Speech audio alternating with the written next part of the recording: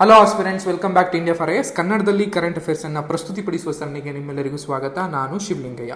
So ನಾವು ಇವತ್ತು discuss ಮಾಡ್ತಿರೋಂಥ topic ಬಂದು ಶೀತ ಮರುಭೂಮಿ ಜೀವಗೋಳ ಮೀಸಲು ಪ್ರದೇಶ ಅಥವಾ ಕೋಲ್ಡ್ ಡೆಸರ್ಟ್ ಬಯೋಸ್ಫಿಯರ್ ರಿಸರ್ವ್ಗೆ ಸಂಬಂಧಪಟ್ಟಂತಹ ಮಾಹಿತಿಯಲ್ಲಿ ನೋಡ್ತಾ ಹೋಗ್ತೀವಿ. ಸೊ ಮೊದಲಿಗೆ ಏನಕ್ಕೆ ನ್ಯೂಸಲ್ಲಿ ಇತ್ತು ಅಂತ ನೋಡ್ತಾ ಬಂದಾಗ, ಇತ್ತೀಚೆಗೆ ಹಿಮಾಚಲ ಪ್ರದೇಶದಲ್ಲಿರುವಂತಹ ಭಾರತದ 18 ಮೀಸಲು ಪ್ರದೇಶಗಳಲ್ಲಿ ಒಂದಾದಂತಹ ಅಥವಾ ಬಯೋಸ್ಫಿಯರ್ ರಿಸರ್ವ್ಗಳಲ್ಲಿ ಒಂದಾದಂತಹ ಕೋಲ್ಡ್ ಡೆಸರ್ಟ್ ಬಯೋಸ್ಫಿಯರ್ ರಿಸರ್ವ್ ಅನ್ನ ಯುನೆಸ್ಕೋ ಅವರ ವರ್ಲ್ಡ್ ನೆಟ್ವರ್ಕ್ ಆಫ್ ಬಯೋಸ್ಫಿಯರ್ ರಿಸರ್ವ್ನ ಏನು ಭಾರತದಲ್ಲಿ 12 ಇದೆ. ಈಗ ಈ ಒಂದು ಪ್ರದೇಶವನ್ನು ಆ್ಯಡ್ ಮಾಡೋದ್ರ ಮೂಲಕ 13 ಬಯೋಸ್ಫಿಯರ್ ರಿಸರ್ವ್ಗಳ ಯುನೆಸ್ಕೋ ಅಂಡರಲ್ಲಿ ಲಿಸ್ಟ್ ಮಾಡಲಾಗಿದೆ. ಸೊ ಆ ದೃಷ್ಟಿಯಿಂದಾಗಿ ಇದು ನ್ಯೂಸ್. ಇದ್ರ ಬಗ್ಗೆ ನೋಡ್ತಾ ಹೋದಾಗ, ಅಂದರೆ ಕೋಲ್ಡ್ ಡೆಸರ್ಟ್ ಬಯೋಸ್ಫಿಯರ್ ರಿಸರ್ವ್ಗೆ ಸಂಬಂಧಪಟ್ಟ ಹಾಗೆ ನೋಡ್ತಾ ಹೋದಾಗ, ಇದು ನಮಗೆ ಮುಖ್ಯವಾಗಿ ಯಾವ ರಾಜ್ಯದಲ್ಲಿ ಇದೆ ಅಂತ ಅನ್ನುವಂಥದ್ದು ಹಿಮಾಚಲ ಪ್ರದೇಶದ ರಾಜ್ಯದಲ್ಲಿ ಈ ಒಂದು ಏನು ಕೋಲ್ಡ್ ಡೆಸರ್ಟ್ ಬಯೋಸ್ಫಿಯರ್ ರಿಸರ್ವ್ ಇರುವಂಥದ್ದು ಹಿಮಾಚಲ ಪ್ರದೇಶದಲ್ಲಿ.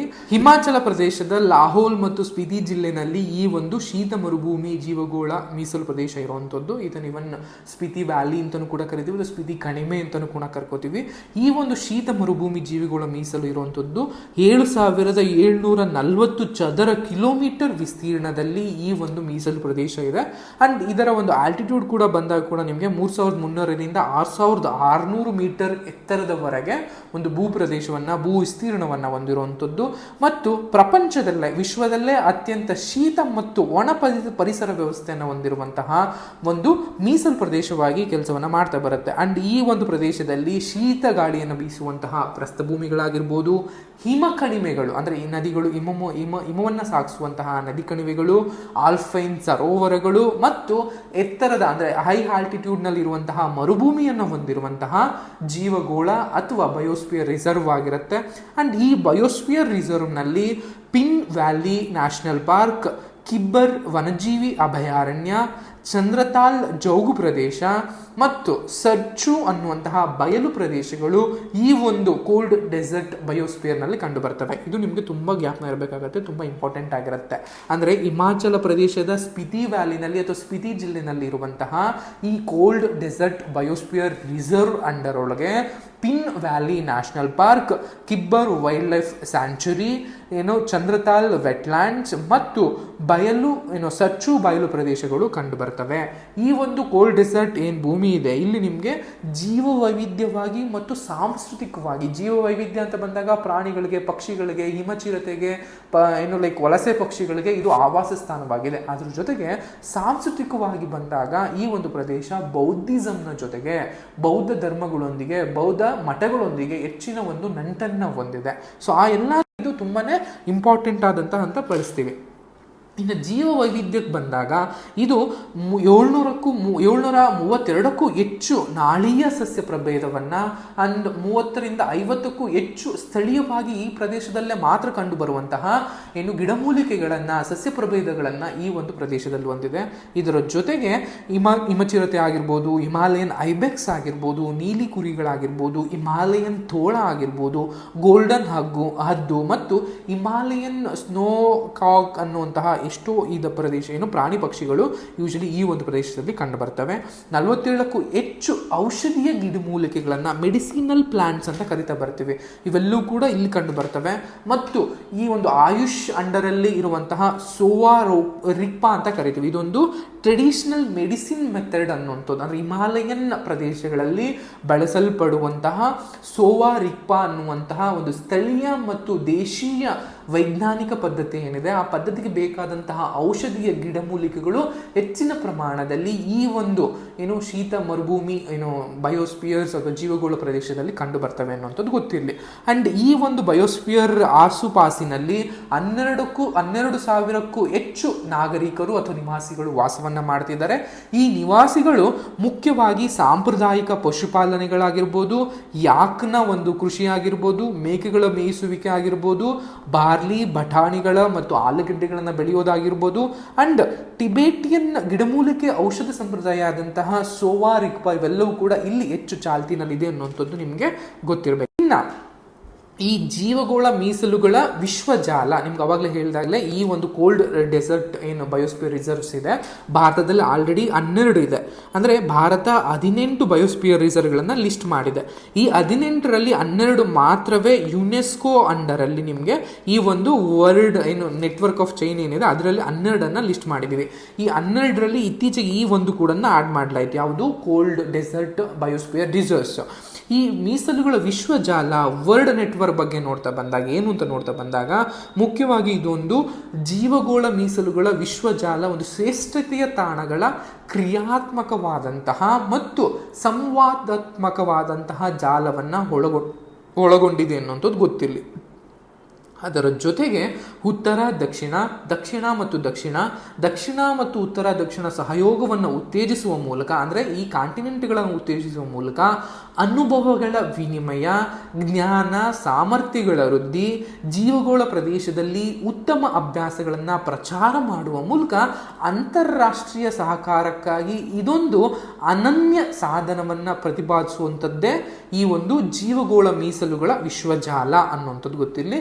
ಇದೊಂದು ಯುನೆಸ್ಕೋನ ಅಂಗಸಂಸ್ಥೆಯಾಗಿ ವ್ಯಾಪ್ತಿಯನ್ನು ಹೊಂದಿದೆ ಅಂಡ್ ಜಾಗತಿಕ ಮಟ್ಟದಲ್ಲಿ ವ್ಯಾಪ್ತಿಯನ್ನು ಹೊಂದಿದೆ. ಅಂದರೆ ಈ ಒಂದು VNBR ಅಂತ ಏನು ಕರಿತೀವಿ, ಅಂದರೆ world network of biosphere reserve ಅಂತ ನಾವೇನು ಕರಿತೀವಿ, VNBR ಅಂತ ಏನು ಕರಿತೀವಿ, ಈ world network of biosphere reserve ಅಂಡರಲ್ಲಿ 142ಕ್ಕೂ ಹೆಚ್ಚು ರಾಷ್ಟ್ರಗಳು ಸದಸ್ಯರಾಗಿದ್ದಾರೆ.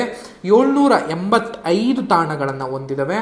ಸೊ ಅದರಿಂದಾಗಿ ಇದೊಂದು ವಿಶ್ವವಾಗಿ ಅಥವಾ ಜಾಗತಿಕವಾದಂತಹ ಒಂದು ಅಂತಾನೆ ಅಂದ್ರೆ ತಪ್ಪಾಗಲಾರದು. ಇನ್ನು ಮ್ಯಾನ್ ಅಂಡ್ ಬಯೋಸ್ಪಿಯರ್ ಪ್ರೋಗ್ರಾಮ್ ಅಂತ ಕರಿತೀವಿ. ಮ್ಯಾನ್ ಅಂಡ್ ಬಯೋಸ್ಪಿಯರ್ ಪ್ರೋಗ್ರಾಮ್ ಅನ್ನುವಂಥದ್ದು ಅಥವಾ ಮ್ಯಾನ್ ಅಥವಾ MAB ಅಂತಲೂ ಕೂಡ ಕರಿತಾರೆ. ಮ್ಯಾನ್ ಅಂಡ್ ಬಯೋಸ್ಪಿಯರ್ ರಿಸರ್ವ್ ಏನು ಅಥವಾ ಪ್ರೋಗ್ರಾಮ್ ಅನ್ನುವಂಥದ್ದು ಕೂಡ ಕರಿತಾ ಬರ್ತೀವಿ. ಈ ಒಂದು ಮ್ಯಾನ್ ಅಂಡ್ ಬಯೋಸ್ಪಿಯರ್ ಬಗ್ಗೆ ನೋಡ್ತಾ ಬಂದಾಗ ಇದೊಂದು 1971ರಲ್ಲಿ ಶುರುವಾದಂತಹ ಯುನೆಸ್ಕೋ ಅಂಡರಲ್ಲಿ, ಯಾವುದರಲ್ಲಿ? ಯುನೆಸ್ಕೋ ಅಂಡರಲ್ಲಿ ಇರುವಂತಹ ಮನುಷ್ಯ ಮತ್ತು ಜೀವಗೋಳ ಕಾರ್ಯಕ್ರಮ ಅಂತಾನೆ ಕರಿತೀವಿ ಅಥವಾ ಜೀವಗೋಳ ಮೀಸಲು ಕಾರ್ಯಕ್ರಮ ಅಂತಾನೆ ಕರಿತೀವಿ. ಇದೊಂದು ಅಂತರ್ ಸರ್ಕಾರಿ ಇಂಟರ್ ಗವರ್ನಮೆಂಟಲ್ ಸೈಂಟಿಫಿಕ್ ಪ್ರೋಗ್ರಾಮ್ ಅಂತ ಕರಿತೀವಿ ಅಥವಾ ಅಂತರ್ ಸರ್ಕಾರಿ ವೈಜ್ಞಾನಿಕ ಕಾರ್ಯಕ್ರಮ ಅಂತಲೂ ಕೂಡ ಕರಿತಾ ಬರ್ತೀವಿ. ನಾಗರಿಕರ ಮತ್ತು ಪರಿಸರದ ನಡುವಿನ ಸಂಬಂಧಗಳ ಸುಧಾರಣೆಗೆ ವೈಜ್ಞಾನಿಕ ಆಧಾರವನ್ನು ಸ್ಥಾಪಿಸುವಂತಹ ಒಂದು ಮನೋಭಾವವನ್ನು ಹೊಂದಿರುವಂಥದ್ದೇ ಈ ಒಂದು ಮಾನವ ಮತ್ತು ಜೀವಿಗೋಳ ಮೀಸಲು ಕಾರ್ಯಕ್ರಮ ಅನ್ನುವಂಥದ್ದು. ಮ್ಯಾನ್ ಅಂಡ್ ಬಯೋಸ್ಫಿಯರ್ ಪ್ರೋಗ್ರಾಮ್ ಅಂತದ್ದು ಮುಖ್ಯವಾಗಿ ಮಾನವರು ಅಂದರೆ ಸಿಟಿಜನ್ಸ್ ನಾವೇನಿದ್ದೀವಿ, ನಾಗರಿಕರು ಏನಿದ್ದೀವಿ, ಈ ನಾಗರಿಕರ ಜೊತೆಗೆ ಪರಿಸರವನ್ನು ಬೆಸೆಯುವಂತಹ, ಇಬ್ಬರನ್ನು ಕೂಡ ಕೊಡುಕೊಳ್ಳುವಿಕೆಯಾಗಿ ಸುಸ್ಥಿರವಾಗಿ ಪರಿಸರವನ್ನು ಕಾಪಾಡಿಕೊಳ್ಳುವಂತಹ ಒಂದು ವ್ಯವಸ್ಥೆಯೇ ಈ ಒಂದು ಮ್ಯಾನ್ ಅಂಡ್ ಬಯೋಸ್ಫಿಯರ್ ರಿಸರ್ವ್ ಅನ್ನುವಂಥದ್ದು. ಈ ಮ್ಯಾನ್ ಅಂಡ್ ಬಯೋಸ್ಫಿಯರ್ ರಿಸರ್ವ್ ಅನ್ನುವಂಥದ್ದು ನೈಸರ್ಗಿಕ ಮತ್ತು ಸಾಮಾಜಿಕ ವಿಜ್ಞಾನಗಳು, ಅರ್ಥಶಾಸ್ತ್ರ ಮತ್ತು ಎಜುಕೇಷನ್ ಅಥವಾ ಶಿಕ್ಷಣವನ್ನು ಸಂಯೋಜಿಸುವ ಮೂಲಕ ಮಾನವರ ಜೀವನೋಪಾಯವನ್ನು, ಲೈಫ್ ಆಫ್ ಸ್ಟ್ಯಾಂಡರ್ಡ್ ಅನ್ನು ಸುಧಾರಿಸುವಂಥದ್ದು ಮತ್ತು ಪಡೆಯುವಂತಹ ಅಂದರೆ ಈ ಒಂದು ನಿಸರ್ಗದಿಂದ ಪಡೆಯುವಂತಹ ಪ್ರಯೋಜನಗಳ ಸಮಾನ ಹಂಚಿಕೆಯನ್ನ, ಈಕ್ವಲ್ ಡಿಸ್ಟ್ರಿಬ್ಯೂಷನ್ ಅನ್ನ ಸುಧಾರಣೆ ಮಾಡುವಂಥದ್ದು, ನೈಸರ್ಗಿಕ ಮತ್ತು ನಿರ್ವಹಿಸಲ್ಪಡುವಂತಹ ಪರಿಸರ ವ್ಯವಸ್ಥೆಗಳೇನಿದಾವೆ ಅವುಗಳನ್ನು ರಕ್ಷಿಸುವ ಸಲುವಾಗಿ ಸಾಮಾಜಿಕವಾಗಿ ಸಾಂಸ್ಕೃತಿಕವಾಗಿ ಸೂಕ್ತವಾದಂತಹ ಮತ್ತು ಪರಿಸರಕ್ಕೆ ಸಮರ್ಥನೀಯವಾದಂತಹ ಆರ್ಥಿಕ ಅಭಿವೃದ್ಧಿಗೆ ನವೀನ ನೀತಿಯ ವಿಧಾನಗಳನ್ನು ಉತ್ತೇಜಿಸುವಂಥದ್ದೇ ಈ ಮ್ಯಾನ್ ಅಂಡ್ ಬಯೋಸ್ಫಿಯರ್ ಅಥವಾ MAB ಅಂತ ಕರ್ಕೊಳ್ಳುವಂತಹ ಮಾನವ ಮತ್ತು ಜೀವಿಗೋಳ ಕಾರ್ಯಕ್ರಮದ ಪ್ರಮುಖವಾದಂತಹ ಉದ್ದೇಶವಾಗಿರುತ್ತೆ ಅನ್ನೋದು. ಇನ್ನು ಜೀವಗೋಳ ಮೀಸಲು ಅಥವಾ ಬಯೋಸ್ಫಿಯರ್ ರಿಸರ್ವ್ ಅಂದ್ರೆ ಏನು ಅಂತ ಬಂದಾಗ, ಬಯೋಸ್ಫಿಯರ್ ರಿಸರ್ವ್ ಅನ್ನುವಂಥದ್ದು ಯುನೆಸ್ಕೋ ಇಂದ ಗುರುತಿಸಲ್ಪಟ್ಟಂತಹ ನೈಸರ್ಗಿಕ ಮತ್ತು ಸಾಂಸ್ಕೃತಿಕ ಭೂದೃಶ್ಯಗಳನ್ನು ಹೊಂದಿರುವಂತಹ ಅಥವಾ ದೃಶ್ಯಗಳಿಗೆ ಕೊಡಲ್ಪಡುವಂತಹ ಅಂತಾರಾಷ್ಟ್ರೀಯ ಪದನಾಮ ಅಂತ ಕರಿತೀವಿ. ಇದು ಭೂಮಂಡಲ ಅಥವಾ ಭೂಮಿ ಮೇಲಿರುವಂತಹ ಮತ್ತು ಅಥವಾ ಭೂ ಪ್ರದೇಶದಲ್ಲಿರುವಂತಹ ಕರಾವಳಿಯಲ್ಲಿ ಕಂಡುಬರುವಂತಹ ಅಥವಾ ಸಮುದ್ರ ಪರಿಸರ ವ್ಯವಸ್ಥೆಗಳಾಗಿರ್ಬೋದು, ಇವೆಲ್ಲದರ ಒಂದು ಸಂಯೋಜನೆಯನ್ನು ನಾವು ಬಯೋಸ್ಫಿಯರ್ ರಿಸರ್ವ್ ಅಂತ ಕರಿತೀವಿ. ಅಂದರೆ ನೈಸರ್ಗಿಕವಾಗಿ ಮತ್ತು ಸಾಂಸ್ಕೃತಿಕವಾಗಿ ಇಂಪಾರ್ಟೆನ್ಸ್ ಅನ್ನು ಹೊಂದಿರುವಂತಹ, ಅಂದರೆ ಪ್ರಾಮುಖ್ಯತೆಯನ್ನು ಹೊಂದಿರುವಂತಹ ಮತ್ತು ಅವುಗಳ ಸಂರಕ್ಷಣೆಯನ್ನು ಮಾಡಬೇಕಾದಂಥ ಪರಿಸ್ಥಿತಿ ಇರುವಂತಹ ಪ್ರದೇಶಗಳನ್ನು ನಾವು ಜೀವಗೋಳ ಮೀಸಲು ಅಂತ ಕರಿತಾ ಬರ್ತೀವಿ.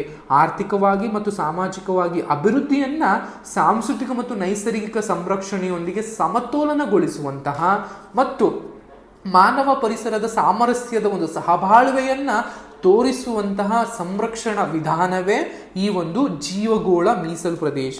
ಸಾಂಸ್ಕೃತಿಕ ಮತ್ತು ನೈಸರ್ಗಿಕ ರಕ್ಷಣೆಯನ್ನ ಮತ್ತು ಮಾನವ ಮತ್ತು ಪರಿಸರದ ಒಂದು ಸಾಮರಸ್ಯದ ಸಹಬಾಳ್ವೆಯನ್ನ ತೋರಿಸುವಂತಹ ಸಂರಕ್ಷಣಾ ಅಂದ್ರೆ ಕನ್ಸರ್ವೇಟಿವ್ ಮೆಥಡ್ ಈ ಒಂದು ಬಯೋಸ್ಫಿಯರ್ ರಿಸರ್ವ್ ಅನ್ನುವಂಥದ್ದು. ಈ ಬಯೋಸ್ಫಿಯರ್ ರಿಸರ್ವ್ಗಳ ಕಾರ್ಯವೇನು, ಫಂಕ್ಷನ್ಸ್ ಏನು ಅಂತ ನೋಡ್ತಾ ಬಂದಾಗ ಮುಖ್ಯವಾಗಿ 3 ರೀತಿಯ ಫಂಕ್ಷನ್ಗಳಿರ್ತವೆ. 1 ಸಂರಕ್ಷಣೆಯನ್ನು ಮಾಡುವಂಥದ್ದು, 2 ಆರ್ಥಿಕವಾಗಿ ಅಭಿವೃದ್ಧಿಯನ್ನು ನೀಡುವಂಥದ್ದು, 3ನೇದು ಲಾಜಿಸ್ಟಿಕ್ ಆಗಿ ಬೆಂಬಲವನ್ನು ಕೊಡುವಂಥದ್ದು, ಲಾಜಿಸ್ಟಿಕ್ ಸಪೋರ್ಟ್ಸ್ ಅಂತ ಕರಿತಾ ಬರ್ತೀವಿ.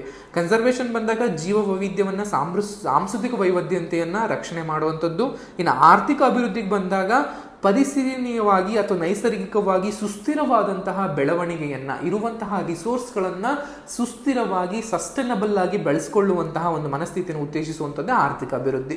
ಇನ್ನು ಲಾಜಿಸ್ಟಿಕ್ ಬೆಂಬಲಕ್ಕೆ ಬಂದಾಗ ಸಂಶೋಧನೆಗೆ, ರಿಸರ್ಚ್ಗೆ ಅಥವಾ ಮೇಲ್ವಿಚಾರಣೆಗೆ, ಶಿಕ್ಷಣಕ್ಕೆ ಅಥವಾ ಟ್ರೈನಿಂಗ್ಗಳಿಗೆ, ತರಬೇತಿಯ ಮೂಲಕ ಅಭಿವೃದ್ಧಿಯನ್ನು ಸುಗಮಗೊಳಿಸುವಂಥದ್ದೇ ಲಾಜಿಸ್ಟಿಕ್ ಸಪೋರ್ಟ್ಸ್ ಅನ್ನುವಂಥದ್ದು. ಇನ್ನು ಬಯೋಸ್ಫಿಯರ್ ರಿಸರ್ವ್ ಅನ್ನ ನೋಡ್ತಾ ಬಂದಾಗ ಅಥವಾ ರಚನೆಯನ್ನ ಬಂದಾಗ ಮುಖ್ಯವಾಗಿ 3 ರೀತಿಯ ಒಂದು ರಚನೆಯನ್ನೇ ಹೊಂದಿರುತ್ತೆ. ಅಂದ್ರೆ ರಚನೆಯಲ್ಲಿ ಮುಖ್ಯವಾಗಿ ಕೋರ್ ಅಂತ ಒಂದು ಕರೆಯುತ್ತೆ, ಬಫರ್ ಅನ್ನೋಂಥದ್ದು, ಇನ್ನೊಂದು ಟ್ರಾನ್ಸಿಷನ್ ಏರಿಯಾ ಅಂತಂದು. ಕೋರ್ ಏರಿಯಾ, ಬಫರ್ ಏರಿಯಾ ಮತ್ತು ಟ್ರಾನ್ಸಿಷನ್ ಏರಿಯಾ ಅಂತ ಕರಿತೀವಿ. ಕೋರ್ ಅಂತ ಬಂದಾಗ ಮುಖ್ಯವಾಗಿ ನಮಗೆ ಆ ಒಂದು ಪ್ರದೇಶದಲ್ಲಿನ ತಳಿಶಾಸ್ತ್ರದ ಸಂರಕ್ಷಣೆಗಾಗಿ ಕಟ್ಟುನಿಟ್ಟಾಗಿ ರಕ್ಷಿಸಲ್ಪಡುವಂತಹ ಪ್ರದೇಶವೇನಿರುತ್ತೆ ಅದನ್ನು ನಾವು ಕೋರ್ ಏರಿಯಾ ಅಂತ ಕರಿತೀವಿ. ಫಾರ್ ಎಕ್ಸಾಂಪಲ್ ರಾಷ್ಟ್ರೀಯ ಉದ್ಯಾನವನ ಅಥವಾ ನ್ಯಾಷನಲ್ ಪಾರ್ಕ್ಸ್, ಇಲ್ಲಿ ಯಾವುದೇ ರೀತಿಯಾದಂತಹ ಮಾನವರು ವಾಸ ಮಾಡೋದಾಗಿರ್ಬೋದು ಅಥವಾ ಇಲ್ಲಿನ ಒಂದು ಉರುವಲು ಪ್ರದೇಶ, ಒಂದು ಉರುವಲುಗಳನ್ನ ಅಂದ್ರೆ ಮರಗಳನ್ನ ಕಡಿಯುವಂಥದ್ದು, ಎಲೆಗಳನ್ನ ಬಿಡಿಸ್ಕೊಳ್ಳುವಂಥದ್ದು ಯಾವುದನ್ನು ಕೂಡ, ಅಥವಾ ದನಗಳನ್ನ ಮೇಯಿಸುವಂಥದ್ದು ಇವೆಲ್ಲವೂ ಕೂಡ ನಿಷೇಧ ಮಾಡಿರ್ತೀವಿ. ಕಟ್ಟುನಿಟ್ಟಾಗಿ ಒಂದು ಪರಿಸರದ ಸಂರಕ್ಷಣೆ ಮಾಡುವಂಥದ್ದೇ ಈ ಕೋರ್ ಏರಿಯಾ ಅಥವಾ ಮೂಲ ಪ್ರದೇಶ ಅಂತ ಕರಿತೀವಿ. ಇನ್ನು ಬಫರ್ ಏರಿಯಾ ಅಂತ ಬಂದಾಗ ಸಂಶೋಧನೆ ಮಾಡೋದಕ್ಕೆ, ರಿಸರ್ಚ್ ಅನ್ನ ಮಾಡೋದಕ್ಕೆ, ಮೇಲ್ವಿಚಾರಣೆಯನ್ನ, ಪ್ರಾಣಿ ಪಕ್ಷಿಗಳ ಒಂದು ವಲಸೆ ಮತ್ತು ವಹಿವಾಟನ್ನ ಮೇಲ್ವಿಚಾರಣೆ ಮಾಡೋದಕ್ಕೆ, ಟ್ರೈನಿಂಗ್ ಅನ್ನ ಕೊಡೋಕ್ಕೆ ಅಥವಾ ಈ ಒಂದು ಪರಿಸರ ವ್ಯವಸ್ಥೆ ಬಗ್ಗೆ ಎಜುಕೇಶನ್ ಅಥವಾ ಶಿಕ್ಷಣವನ್ನು ಕೊಡೋದಕ್ಕೆ ಇರುವಂತಹ ಪರಿಸರ ಸ್ನೇಹಿ ಚಟುವಟಿಕೆಗಳಾಗಿ ಕೋರ್ ಏರಿಯಾ ಸುತ್ತ ಇರುವಂತಹ ಪ್ರದೇಶವನ್ನು ನಾವು ಬಫರ್ ಏರಿಯಾ ಅಂತ ಕರಿತೀವಿ. ನಮ್ಗೆ ಇದು ಕೋರ್ ಏರಿಯಾ, ಇದು ಬಫರ್ ಏರಿಯಾ, ಅದ್ರ ಸುತ್ತ ಇರುವಂಥದ್ದು ಟ್ರಾನ್ಸಿಷನ್ ಏರಿಯಾ ಅಂತ ಕರೆಯುವಂಥದ್ದು. ಈ 3 ಏರಿಯಾಗಳು. ಅಂಡ್ ಇದ್ರ ಹೊರಗಡೆ ಇರುವಂಥದ್ದು ಮನುಷ್ಯರ ಅಥವಾ ವ್ಯಕ್ತಿಗಳ ಒಂದು ವಾಸಕ್ಕೆ, ಪ್ರಾಣಿಗಳ ಒಂದು ಮೇಯಿಸುವಿಕೆಗೆ, ಉರುವಲುಗಳ ಬಳಕೆಗೆ ಎಲ್ಲ ಇರುವಂತಹ ಏರಿಯಾವೇ. ಕೃಷಿಗೂ ಕೂಡ ಪರ್ಮಿಷನ್ ಕೊಡ್ತೀವಿ, ಇದು ಟ್ರಾನ್ಸಿಷನ್ ಏರಿಯಾ. ಇದ್ರ ಒಳಗಡೆ ಇರುವಂಥದ್ದು ಬಫರ್ ಏರಿಯಾ. ಬಫರ್ ಏರಿಯಾದಲ್ಲಿ ಕೇವಲ ಸೈನ್ಸ್ ಅಂಡ್ ಟೆಕ್ಗೆ, ರಿಸರ್ಚ್ ಅಂಡ್ ಡೆವಲಪ್ಮೆಂಟ್ಗೆ ಅಥವಾ ಶಿಕ್ಷಣಕ್ಕೆ, ಟ್ರೈನಿಂಗ್ಗಳಿಗೆ ಮಾತ್ರನೇ ಬಳಸ್ಕೊಳ್ಳುವಂಥದ್ದು. ಕೋರಲ್ಲಿ ಆ ಪ್ರಾಣಿಗಳ ಅಥವಾ ಗಿಡ ಮರಗಳ ಸಂರಕ್ಷಣೆಗೆ ಕಟ್ಟುನಿಟ್ಟಾಗಿ ಇರುವಂತಹ ಏರಿಯಾಗಳು. ಇದಿಷ್ಟು ನಿಮಗೆ ಬಯೋಸ್ಫಿಯರ್ ರಿಸರ್ವ್ಗೆ ಸಂಬಂಧಪಟ್ಟಂತಹ ಮಾಹಿತಿ. ಇನ್ನು ಭಾರತದಲ್ಲಿ ಜೀವಿಗೋಳ ಮೀಸಲು ಪ್ರದೇಶದ ಬಗ್ಗೆ ನಾವು ನೋಡ್ತಾ ಬಂದಾಗ ಭಾರತ ಈ ಒಂದು ಒಪ್ಪಂದಕ್ಕೆ 1986ರಲ್ಲಿ ನಾವು ಸೈನ್ ಹಾಕಿದೆ, ಅನ್ನೊಂದು ಅಗ್ರಿಮೆಂಟಿಗೆ ಸೈನ್ ಹಾಕಿದೆ ಅನ್ನುವಂಥದ್ದು ಗೊತ್ತಿರಲಿ. ಈ ಜೀವಗೋಳ ಮೀಸಲು, ಅದ್ರ ಜೊತೆಗೆ MAB ಅಥವಾ ಮ್ಯಾನ್ ಅಂಡ್ ಬಯೋಸ್ಫಿಯರ್ ರಿಸರ್ವ್ ಅಥವಾ ಪ್ರೋಗ್ರಾಮ್ ಅನ್ನು ಕೂಡ ನಾವು ಹೆಚ್ಚಳಕ್ಕೆ ಇದು ಮಾಡ್ತಾ ಬಂದಿದ್ದೀವಿ.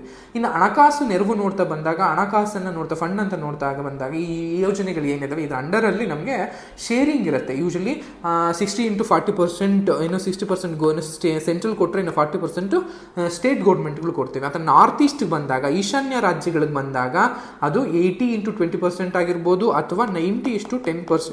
ಯೂಶಲಿ 90% ಸೆಂಟ್ರಲ್ ಗೌರ್ಮೆಂಟು, 10% ಸ್ಟೇಟ್ ಗೌರ್ಮೆಂಟ್ಗಳು ಈ ಪ್ರೋಗ್ರಾಮ್ಗಳಿಗೆ ಅಥವಾ ಕನ್ಸರ್ವೇಷನ್ ಪ್ರೋಗ್ರಾಮ್ಗೆ ಫಂಡನ್ನು ಮಾಡ್ತಾ ಬರ್ತವೆ. ಇನ್ನು ನಿರ್ವಹಣಾ ಕ್ರಿಯಾ ಯೋಜನೆ ಅನ್ನುವಂಥದ್ದು ಕೂಡ ಇವೆಲ್ಲವೂ ಕೂಡ ಅಲ್ಲಿ ಸಂಬಂಧಪಟ್ಟ ಹಾಗೆ ಹೇಗೆ ಪ್ರದೇಶವನ್ನು ಸಂರಕ್ಷಣೆ ಮಾಡಬೇಕು, ಯಾರು ಮೇಲ್ವಿಚಾರಣೆಯನ್ನು ಮಾಡಬೇಕು, ಹೇಗೆ ವಹಿಸಬೇಕು ಅನ್ನೋದೆಲ್ಲವೂ ಕೂಡ ಅಲ್ಲಿ ನೋಡ್ತಾ ಬರುವಂಥದ್ದು. ಅಂಡ್ ಪ್ರತಿ ರಾಜ್ಯಕ್ಕೂ ಕೂಡ ಅದರದೇ ಆದಂತಹ ಒಂದು ಕ್ರಿಯಾ ಯೋಜನೆಯನ್ನು ಸಿದ್ಧಪಡಿಸುವಂಥದ್ದು ನೋಡ್ತಾ ಬಂದಿರೋದು. ಅಂಡ್ ಈ ಮೀಸಲು ಪ್ರದೇಶಗಳು ಬಂದಾಗ ಭಾರತದಲ್ಲಿ ಬರೋಬ್ಬರಿ 18 ಜೀವಗೋಳ ಅಥವಾ ಬಯೋಸ್ಫಿಯರ್ ರಿಸರ್ವ್ಗಳನ್ನು ಹೊಂದಿದ್ದೀವಿ. 18. ಆ 18ಅಲ್ಲಿ ಯಾವ್ಯಾವು ಅಂತ ನೋಡ್ತಾ ಬಂದಾಗ, ಮೊದಲಿಗೆ ನೀವು ಇಲ್ಲಿ ನೋಡ್ತಾ ಬಂದಾಗ ಲೈಕ್ ಯೂಶಲಿ ಉತ್ತರದಿಂದ ನೋಡ್ತಾ ಬರೋಣ. ಉತ್ತರದಿಂದ ನೋಡ್ತಾ ಬಂದಾಗ ಕೋಲ್ಡ್ ಡೆಸರ್ಟ್ ಅಂದರೆ ಎಲ್ಲಿರುವಂಥದ್ದು ಹಿಮಾಚಲ ಪ್ರದೇಶದಲ್ಲಿ. ದೆನ್ ನಂದಾದೇವಿ ನೋಡ್ತಾ ಬಂದಿರ್ತೀವಿ, ಅದು ಕೂಡ ಉತ್ತರಾಖಂಡಲ್ಲಿ ಇರುವಂಥದ್ದು. ಸಿಕ್ಕಿಂನಲ್ಲಿ ಕಾಂಚನಜುಂಗವನ್ನು ನೋಡುವಂಥದ್ದು. ಅಸ್ಸಾಂನಲ್ಲಿ ಮಾನಸ್ ಅಂಡ್ ದಿಬ್ರು ಸಿಕ್ಕುವ ಇದಾವೆ ಅನ್ನೋದು. ಅರುಣಾಚಲ ಪ್ರದೇಶದಲ್ಲಿ ದಿಹಾಂಗ್ ಅಂಡ್ ದಿಬಾಂಗ್ ಏನಿದೆ ಆ ಒಂದು ಪರಿಸರ ಪ್ರದೇಶವನ್ನು ನೋಡ್ತಾ ಬರುವಂಥದ್ದು. ಮೇಘಾಲಯದಲ್ಲಿ ನೋಕ್ರೇಕ್ ಅನ್ನು ನೋಡ್ತಾ ಬರುವಂಥದ್ದು. ವೆಸ್ಟ್ ಬೆಂಗಾಲ್ನಲ್ಲಿ ಸುಂದರ್ಬನ್ಸ್, ಒಡಿಸ್ಸಾದಲ್ಲಿ ಸಿಮ್ಲಿಫಾಲ್, ಆಂಧ್ರ ಪ್ರದೇಶದಲ್ಲಿ ಶೇಷಾಚಲಂ, ತಮಿಳುನಾಡಿನಲ್ಲಿ gulf of Mannar, Andaman and ನಿಕೋಬಾರ್ನಲ್ಲಿ ಗ್ರೇಟ್ ನಿಕೋಬಾರ್ ಐಲ್ಯಾಂಡ್ಗಳು, ಮತ್ತು ಈ ಅಗಸ್ತಮಲೈ ಬಂದು ತಮಿಳುನಾಡು ಮತ್ತು ಕೇರಳದಲ್ಲಿ, ನೀಲಗಿರಿ ಬೆಟ್ಟಗಳು ಬಂದು ಕರ್ನಾಟಕ ಮತ್ತು ತಮಿಳುನಾಡಿನಲ್ಲಿ, ಅಚಾನಕ್ ಮತ್ತು ಅಮರ್ನಕ್ ಬಂದು ನಿಮಗೆ ಒಡಿಶಾ ಛತ್ತೀಸ್ಗಢ ಮತ್ತು ಮಧ್ಯಪ್ರದೇಶದಲ್ಲಿ, ಪಂಚಮುರಿ ಮತ್ತು ಪನ್ನಾ ಬಂದು ಮಧ್ಯಪ್ರದೇಶದಲ್ಲಿ, ಕಚ್ ಬಂದು ಗುಜರಾತ್ನಲ್ಲಿ. ಇಷ್ಟು ನಿಮಗೆ ಬಯೋಸ್ಫಿಯರ್ ರಿಸರ್ವ್ ಅನ್ನ 18 ಬಯೋಸ್ಫಿಯರ್ಗಳನ್ನ ಲಿಸ್ಟ್ ಅನ್ನ ಮಾಡಲಾಗಿದೆ ಅನ್ನುವಂಥದ್ದು ಗೊತ್ತಿರಬೇಕು, ಕಂಡು ಬರುತ್ತೆ ಅಂತ. ಅದರ ಜೊತೆಗೆ ಈ 18 ಬಯೋಸ್ಫಿಯರ್ ರಿಸರ್ವ್ಗಳಲ್ಲಿ ಯುನೆಸ್ಕೋ ಅಂಡರಲ್ಲಿ ವರ್ಲ್ಡ್ ನೆಟ್ವರ್ಕ್ಗೆ ಸೆಲೆಕ್ಟ್ ಆಗಿರುವಂತಹ 13 ಬಯೋಸ್ಫಿಯರ್ ರಿಸರ್ವ್ಗಳು ಯಾವ್ಯಾವು ಅಂತ ಬಂದಾಗ, ಮೊದಲಿಗೆ ನೀಲಗಿರಿ ಬಯೋಸ್ಫಿಯರ್ ರಿಸರ್ವ್ ತಮಿಳುನಾಡು, ಕೇರಳ, ಕರ್ನಾಟಕದಲ್ಲಿ ಕಂಡು ಬರುತ್ತೆ. ಗಲ್ಫ್ ಆಫ್ ಮನ್ನಾರ್ ಬಯೋಸ್ಫಿಯರ್, ಇದು ಮನ್ನಾರ್ ಮತ್ತು ಬಯೋಸ್ಫಿಯರ್ ಬಂದು ತಮಿಳುನಾಡಲ್ಲಿರುವಂಥದ್ದು. ಸುಂದರ್ಬನ್ ಬಯೋಸ್ಫಿಯರ್ ಅನ್ನುವಂಥದ್ದು ವೆಸ್ಟ್ ಬೆಂಗಾಲಲ್ಲಿರುವಂಥದ್ದು. ನಂದಾದೇವಿ ಬಯೋಸ್ಫಿಯರ್ ಬಂದು ಉತ್ತರಾಖಂಡಲ್ಲಿ, ನೋಕ್ರೇಕ್ ಬಂದು ಮೇಘಾಲಯದಲ್ಲಿ, ಪಂಚಮುರಿ ಬಯೋಸ್ಫಿಯರ್ ಬಂದು ಮಧ್ಯಪ್ರದೇಶ, ಸಿಮ್ಲಿಪಾಲ್ ಬಯೋಸ್ಫಿಯರ್ ಬಂದು ಒಡಿಸ್ಸಾ, ಅಚಾನಕ್ಮಾರ್ ಅಮರ್ಕಂಟಕ್ ಬಂದು ನಿಮಗೆ ಛತ್ತೀಸ್ಗಢ ಮಧ್ಯಪ್ರದೇಶದಲ್ಲಿ, ಗ್ರೇಟ್ ನಿಕೋಬಾರ್ ಬಯೋಸ್ಫಿಯರ್ ರಿಸರ್ವ್ ಬಂದು ಅಂಡಮಾನ್ ಅಂಡ್ ನಿಕೋಬಾರ್ ಐಲ್ಯಾಂಡ್ಸ್ಗಳು, ಅಗಸ್ತಮಲೈ ಬಂದು ಕೇರಳ ಅಂಡ್ ತಮಿಳುನಾಡು, ಅಂಡ್ ಕಾಂಚನಜುಂಗ ಬಂದು ನಿಮಗೆ ಸಿಕ್ಕಿಂನಲ್ಲಿರುವಂಥದ್ದು, ಅಂಡ್ ಪನ್ನಾ ಬಯೋಸ್ಫಿಯರ್ಸ್ ಬಂದು ಮಧ್ಯಪ್ರದೇಶದಲ್ಲಿರೋದು. ಅಂಡ್ ಇತ್ತೀಚೆಗೆ ಆಡ್ ಮಾಡಲ್ಪಟ್ಟಂತಹ ಕೋಲ್ಡ್ ಡೆಸರ್ಟ್ ಬಯೋಸ್ಫಿಯರ್ ರಿಸರ್ವ್ಸ್ ಏನಿದಾವೆ, ಒಟ್ಟಾರೆಯಾಗಿ 13 ಬಯೋಸ್ಫಿಯರ್ ರಿಸರ್ವ್ಗಳು ಈ ಒಂದು ಯುನೆಸ್ಕೋ ಅಂಡರ್ ಅಲ್ಲಿ ನಿಮಗೆ ಏನು ಜಾಲ ಅಂತ ನಾವೇನು ಕರಿತೀವಿ, ಅಥವಾ ನೆಟ್ವರ್ಕ್ ಅಂತ ನಾವೇನು ಕರಿತೀವಿ, ಮೀಸಲುಗಳ ವಿಶ್ವ ಜಾಲ ಅಂತ ನಾವೇನು ಕರಿತೀವಿ, ಅದರಲ್ಲಿ ಇರುವಂತಹ ಒಟ್ಟಾರೆಯಾದಂತಹ 13 ಯುನೆಸ್ಕೋ ಬಯೋಸ್ಫಿಯರ್. ಇದಿಷ್ಟು ಬಯೋಸ್ಫಿಯರ್ ರಿಸರ್ವ್ಗೆ ಸಂಬಂಧಪಟ್ಟಂತಹ ಮಾಹಿತಿ. ಈ ಮಾಹಿತಿ ಇಷ್ಟ ಆಗಿದೆ ಅಂತ ಭಾವಿಸ್ತಾ ಈ ವಿಡಿಯೋ ನನಗೆ ಎಂಡ್ ಮಾಡ್ತಾ ಇದ್ದೀನಿ. Thank you.